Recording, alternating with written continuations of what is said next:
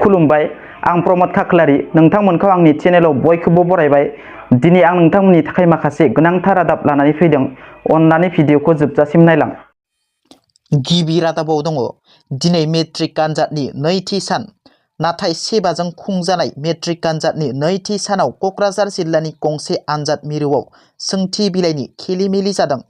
Kokrajhar DN हिम्मत सिंह गोजौ फरायसालियाव मेट्रिक आनजादनि सोंथि बिलाइनि खेलिमेलि जायो। समाज बिगियान आयदानि सोंथि बिलाइनि सोलायै गोरलै बिगियाननि सोंथि बिलाइया सफैदों, जायनि जाउनाव 20 मिनिट आनजादा लेट जायो होनना मेट्रिक आनजादनि बिजाथिफोरनि बिमा बिफाया फोरमायो। क'क्राझार जिल्लानि गसाइगावआव दुलाराय आसाम सानथालि फरायसा आफाद एबा आसाया दिनै 3 घन्टा धरनानि हाबाफारि लायो।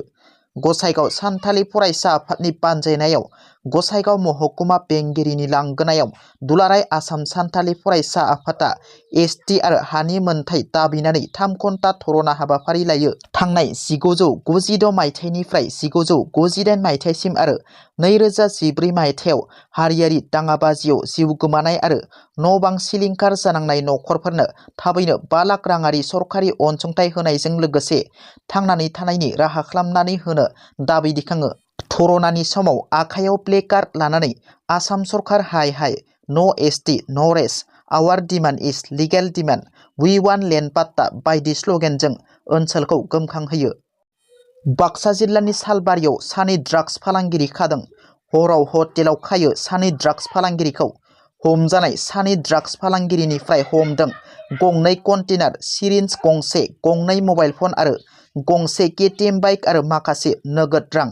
हमजानाय सानै ड्राग्स फालांगिरिखौ राजिब बर' आरो सात्ताम आली होनना सिनायथिनाय जादों।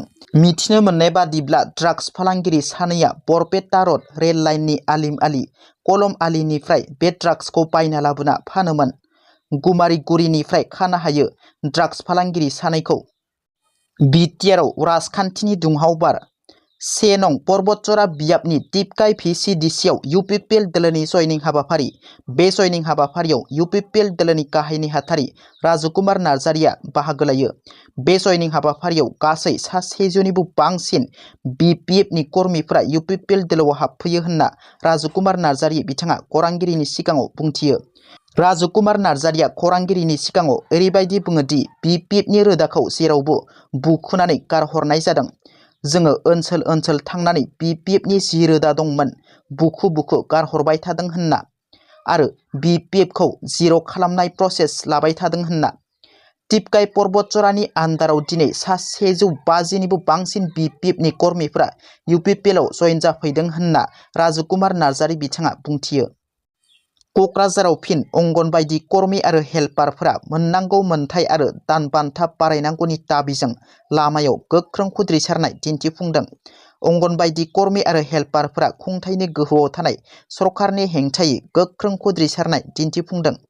अंगनबादि कर्मी आरो हेल्पारफोरा हेमन्त सरकार गो बेक, जोंनि डिमान्डआ लिगेल डिमान्ड, बे अरा जोंदों जोंबाय थागोन बायदि स्ल'गेनजों ओनसोलखौ गोमखांहोयो। दिनैनि रादाबा एसेनोसै।